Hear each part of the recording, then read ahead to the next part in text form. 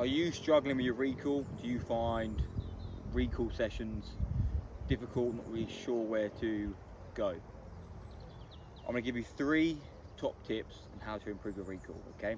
Number 1, it all comes down to engagement and your dog's desire to be with you, okay? Number 2 is there's levels to recall, and we have to work our way through the levels in order to get the best recall, okay? And number 3 is not letting our dog bounce away from us, okay? We will make sure that come means come, and when they come to us, we want them to stay with us and not just bounce away, okay? So there are the 3 tips. I'm going to go through them in a bit more detail now. So number 1, engagement and your dog's desire to be with you, okay? Engagement is what leads you to have solid recall, okay? If your dog wants to be around you all the time, if you're the dog's main source of fun and excitement, okay, and your dog has a high desire to be with you, then when you're out on the walk, they're not going to be running off to see other dogs or to see or chase the squirrels or see other people, okay, because you are where all their fun comes from, okay? So if you get that, your dog's not going to want to separate themselves from you too often, okay? That's number 1. So build a high, make yourself desirable to your dog, make yourself the number 1 priority in your dog's life, okay? So engagement is absolutely crucial when it comes to recall, okay? If you recall your dog and when you recall your dog away from something, whether it's a squirrel, a person, another dog, or whether it's just practicing recall, we want our dog to go, yes, I want to go over and be with my owner, because that's where the fun happens, that's where we play, that's where I get fed, that's where all the fun and exciting things happen, okay? So engagement and your dog's desire to be with you is super, super important. So our engagement first needs to start close to us, okay? So we can't instantly expect our dog's engagement to start off or to have good engagement when they're far away, okay? So it starts off with them on the lead. Are they paying attention to us while they're on the lead, okay? And recalling from close by environments. I need to be able to tell my dog to come on a lead and it comes straight away, okay? So we need to start off close and then we can build up our distance. So leading off of that, okay, recall is a non-negotiable, okay? It needs to be an absolute solid habit. If your dog does not have 100% of the recall 100% of the time, then it should be on a long lead, okay? Now, I know long lead can be a bit annoying. I know they can be a bit frustrating to carry around and to practice with. But if you just stick with it and practice with the long lines, your dog's recall is going to get perfect, okay? And it's going to build up and build up and build up, going through each levels, and you're going to have a dog that will perfect recall. Okay, so what do you do if your dog ignores you on the long line and it decides to go and chase that squirrel or to go and smell that interesting smell or whatever it might be doing, okay? All I'm going to do is I'm going to give little nudges with the long line, okay? So I recall, Lola come, she ignores, I'm going to nudge with the long line, and as soon as that dog makes the decision to look at me, I'm going to mark yes and reward, okay? So when I mark yes, I'm going to then start running backwards to create a chasing game. So the dog's going to want to come and chase me, and then I reward once it reaches me, okay? It has to be a non-negotiable because it can be a matter of our dog's safety, okay? Or a matter of chasing squirrel into the road and almost life and death, okay? So don't repeat yourself. No, come on, let's go, come on. Okay, it's just nice firm, name, come. If they ignore, we nudge them with the lead. So we're just annoying them, being like, come on. And then as soon as they turn their head, we mark yes and we reward. Like I said, we run back, create that chase game, create a target for them to come to us. Then once they come, we pay with the food or with a toy or whatever it might be. Okay, so that's a super important concept as well. So point number 2 is levels. Okay, now what I mean by this is that you can't just instantly assume that your dog can recall from all the environments straight away. Even with a long line, it's going to be so overwhelming and stimulating for them, okay? So you need to make sure you set them up for success, okay, and practice recall one level at a time.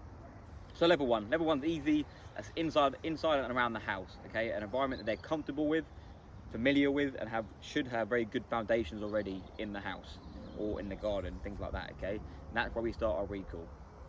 Okay, so there's not a lot of distractions. We can just say, Lola, come. She comes, she sits, we pay her, and we go on and do something else, okay? We want to make sure that we have solid recall on the long line and off the long line in level 1, which is house and garden, before we move on to level 2. Okay, now level 2 is just an outside area, a different environment outside, without the distractions of dogs or people, and preferably any like animals like squirrels or rabbits or anything like that. Okay, now an area which I think is massively underrated are car parks. Okay, go to a car park early hours of the morning or in the evening where they're empty. You have this big open space, your dog can go venture out and you can practice recall. They go out, you recall them back, use a long line to guide them in, you pay, okay? And make recall sessions fun. Make them really engaging, okay? So when you recall them back, rather than just paying them straight away and then they go off to do their own thing, play with them, have a little game, have a luring session, down, sit, okay? So make your reward sessions long so that when they recall, they want to recall because they understand that when they do, fun things happen, okay? So level 2 is a quiet field like this. I mean, there's some animals in the distance, some guinea fowl, but you want quiet areas with just new environments. So like I said, car parks are great. Fields or anything like that when they're quiet. Again, earlier mornings or later evenings, they work really well too. Okay, and again, only once we've mastered our recall on a long line and off the long line in them areas, that's when we go to level 3, which is the final level, which is doing these things around other dogs and other people. Okay, now we don't want to go to a dog park when there's all these things all at once and it's super stimulating for the dog. Okay, that's just going to set us up for failure. We always want to set our dog up for success. So what we're going to do is go to one of these areas, a field or a nice trail maybe, where you see the odd dog and the odd person every now and again, and we can recall them away from other people or other dogs, or maybe they see a bird or a squirrel and we can practice recalling them away, again using their long line. But because we've started with level 1 and level 2, they should already give you a good foundation. Okay, so they should start recalling straight away anyway. And if not, that's when we use our long line, we give them a little nudge, they turn their head, we mark, and we make it nice and fun and a game for them.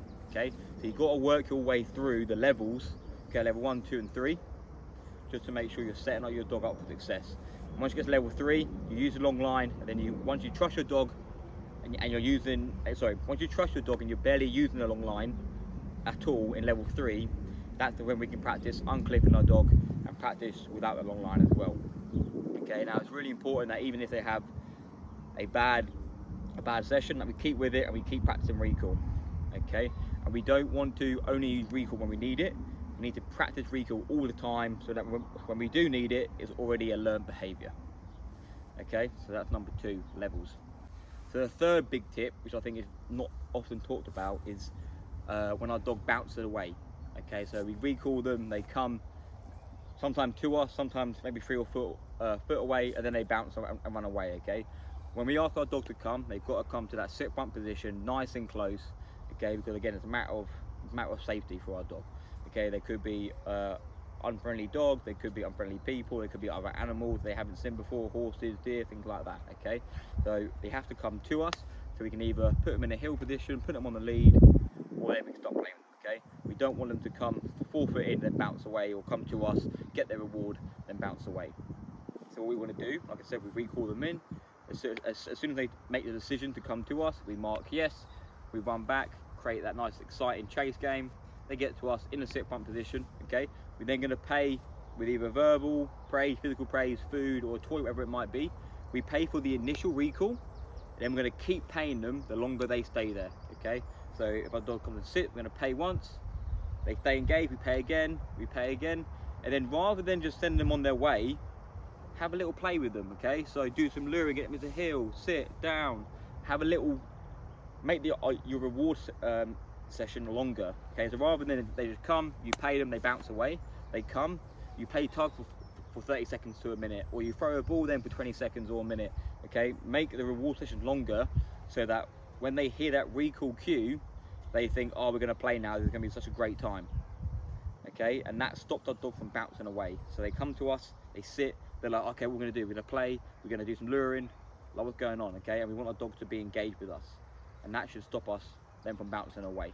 Okay, so they're my top 3 tips. Okay, not my top 3 tips, they are just 3 great tips to use. Okay, number 1, engagement, absolutely has to be done. Number 2, levels, build it up slowly, don't rush, build it up slowly, and once you hit level 3, you should have perfect recall, okay? And then tip 3 is to stop the bouncing, okay? Don't let your dog bounce, make sure they come and stay close to us until they give them permission to either go on and sniff and do whatever they want to do, or put on a lead, or give it another verbal cue.